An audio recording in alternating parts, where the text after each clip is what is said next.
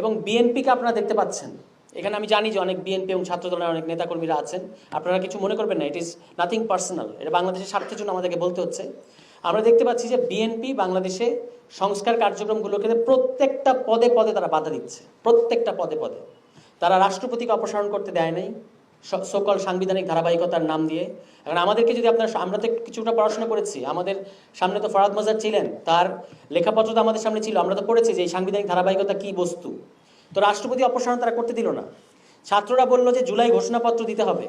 আপনি এত বড় একটা অভ্যুত্থান করেছেন, এইটার একটা লিখিত ডকুমেন্ট দরকার আমাদের, এইটা তার ছাত্ররা বলেছে। বিএনপি এটার বিরুদ্ধে দাঁড়ালো। বিএনপি বলতেছে সংস্কার করতে হবে না, নির্বাচন দেন, নির্বাচনী সংস্কার, নির্বাচন করলেই নাকি সংস্কার হবে। তা এখন আমি একটু কনফিউজ যে বিএনপির ল্যাঙ্গুয়েজ এবং গতকালকে বিএনপির মহাসচিব বর্ষিয়ান রাজনীতিবিদ, আমরা তাকে শ্রদ্ধা করি, মির্জা ফখরুল ইসলাম আলমগীর, তিনি বললেন যে নিরপেক্ষ সরকারের অধীনে নির্বাচন হতে হবে। এখন একটু চিন্তা করে দেখেন এই কথাগুলো।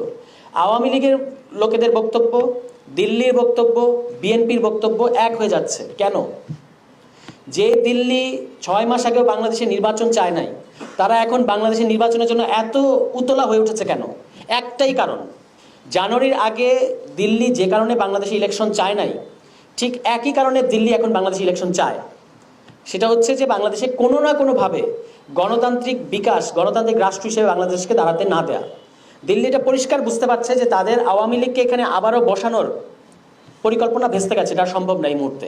তাহলে তাদেরকে প্ল্যান বি নিয়ে কাজ করতে হচ্ছে আমি এটা বিএনপির নেতাকর্মীদের প্রতি অনুরোধ করতে চাই। আমি জানি যে আপনারা গত 16 বছর অসম্ভব রকমের নির্যাতনের মধ্যে দিয়ে ছিলেন, এবং আপনাদের দলীয় নেতাকর্মীদের সাথে যে অন্যায়, যে জুলুম গত 16 বছর ধরে হয়েছে, সেটার বিচার সবার আগে চাওয়া উচিত। সেটার জন্য রাষ্ট্র সংস্কার করা উচিত, বা রাষ্ট্র পুনর্গঠন করা উচিত। কিন্তু নির্বাচনের এই দাবিটা যে বিএনপি কত বড় ফাঁদে পা দিচ্ছে, মানে বিএনপির, আমি নেতাদের কথা বলছি আর কি, এটা হয়তো তারা এখনো বুঝতে পারছে না। দিল্লির একটা জিনিস কিন্তু পরিষ্কার মনে রাখতে হবে যে দিল্লি এখানে বারবার আওয়ামী লীগকে ক্ষমতায় রাখতে চেয়ে শেষ পর্যন্ত রাখতে পারে নাই। ফলে বিএনপি সহ যারাই বাংলাদেশের রাজনৈতিকভাবে ক্ষমতায় আসতে চায়, তাদেরকে জনগণের উপর ভর করতে হবে, অন্য কারোর উপর না। যদি আপনি অন্য কোনো পরাশক্তির উপর ভর করেন, আপনার আওয়ামী লীগের মতো পরিণতি হতে পারে। আওয়ামী লীগকে সরাতে এখানে 15 বছর লেগেছে, আপনাকে হয়তো এতদিন লাগবে না। এবং অভ্যুত্থানের মধ্য দিয়ে যার পতন ঘটবে, তার কিন্তু রাজনীতিতে ফিরে আসা কঠিন হবে, এটা সে যেই হোক। এখন দিল্লির কিন্তু অন্তরে আওয়ামী লীগ, মুখে বিএনপি। এইটা বিএনপিকেও বুঝতে হবে যে এখন বিএনপির উপর কেন দিল্লি ভর করছে। এই কারণে ছাত্ররা যে সমস্ত রাষ্ট্র সংস্কারের কথা বলেছে কিংবা রাষ্ট্র পুনর্গঠনের কথা বলেছে, তারা বলেছে একটা গণপরিষদ নির্বাচনের কথা। দেখেন, বলা হচ্ছে যে ছাত্ররা নির্বাচন চায় না, কিন্তু ছাত্ররা তো পরিষ্কার করে বলেছে যে আপনারা গণপরিষদ নির্বাচন দেন, 4 মাস পরেই দেন, কোনো অসুবিধা নাই, ওই ডিসেম্বরে যেতে হবে না, 4 মাস পরে নির্বাচন দেন, কিন্তু গণপরিষদ নির্বাচন দেন, সংসদ নির্বাচন না। এখন যারা মনে করছেন যে আপনারা সংসদ নির্বাচন হলে আপনারা সংখ্যাগরিষ্ঠতা নিয়ে সংসদে যাবেন, আপনাদের গণপরিষদে ভয় কিসের? গণপরিষদে আসতে চাচ্ছেন না কেন? আপনারা তো গণপরিষদেও তো সংখ্যাগরিষ্ঠতা পাবেন।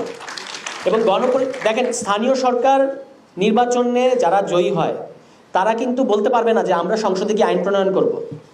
তো একইভাবে যারা সংসদ নির্বাচনের মধ্য দিয়ে সংসদে যায়, তারা বলতে পারবে না যে আমরা সংবিধান প্রণয়ন করব। তাহলে সংবিধান প্রণয়ন করতে হলে কিংবা সংবিধান সংস্কার করতে হলে, ন্যূনতম সংস্কার করতে হলে আপনাকে গণপরিষদে যেতে হবে। জাতীয় নাগরিক কমিটি, বৈষম্য বিরোধী ছাত্র আন্দোলন, তারা তাদের পক্ষ থেকে বলেছে সামনে নির্বাচনটা এমন একটা নির্বাচন করতে হবে, সেটা হবে গণপরিষদ নির্বাচন। প্রথমত আপনার এখানে যে একটা গণবিরোধী, ঔপনিবেশিক, অগণতান্ত্রিক একটা সংবিধান আছে 72 সাল থেকে, এই সংবিধানটাকে ফেলে দিয়ে, যেটা ইতিমধ্যেই এই অভ্যুত্থানের মধ্য দিয়ে বাতিল হয়ে গেছে, আপনাকে একটা নতুন সংবিধান প্রণয়ন করতে হবে। এবং সংবিধান প্রণয়ন শেষে ওই গণপরিষদই সংসদের রূপ নেবে একটা আইন পাশ করে। That's the road map.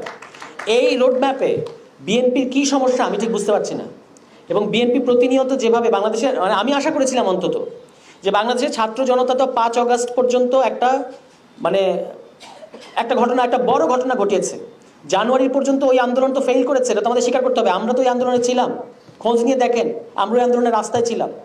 কিন্তু ওইভাবে তো ওই সরকারকে সরানো যেত না, এটা খুব পরিষ্কার। আমরা তখন বলেছি, জানুয়ারির আগের থেকে আমরা বলতেছিলাম যে গণঅভ্যুত্থান করতে হবে। ফরহাদ মজার বলেছেন আপনারা তাকে আওয়ামী লীগের বানিয়ে দিচ্ছেন, বলছেন যে উনি আওয়ামী লীগের দোসর।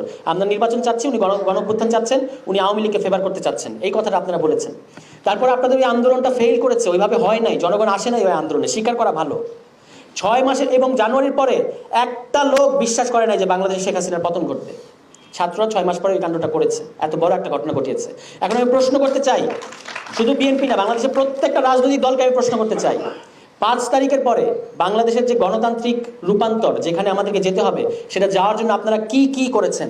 নির্বাচনের দাবি করা ছাড়া আর কি কি আপনারা করেছেন? দেশে এতগুলো মাজার ভাঙা হলো, আপনারা কি করেছেন? দেশে এতগুলো মব হলো, আপনারা কি করেছেন? আপনাদের তো পুরো দেশের সাংগঠনিক কাঠামো আছে, এইটাকে আপনারা জনগণকে প্রোটেক্ট করার কাজে কিভাবে ব্যবহার করছেন আমাদেরকে বলেন, আমরা দেখি নাই। উল্টো আপনারা যেটা করেছেন, ছাত্ররা একটা নতুন রাজনৈতিক দল নিয়ে আসতে চাচ্ছে, এটাকে হওয়ার আগেই আপনারা কিংস পার্টি আমাদেরকে কিংস পার্টি শেখাবেন? তাহলে কি আমরা এখন ইতিহাস খুলে বসবো? বাংলাদেশে তো বিএনপির চেয়ে বড় কোনো কিংস পার্টি নাই। বিএনপি তো সরকারে থাকা অবস্থায় গঠিত একটা দল, কিন্তু তাতে অসুবিধা নাই, কারণ বিএনপি 2 বার গণরায়ে সরকার হয়েছে, জনগণ তার পক্ষে ছিল। তাহলে আপনারা আমাদেরকেও সে সুযোগ দেন, আমাদেরকে আসতে দেন।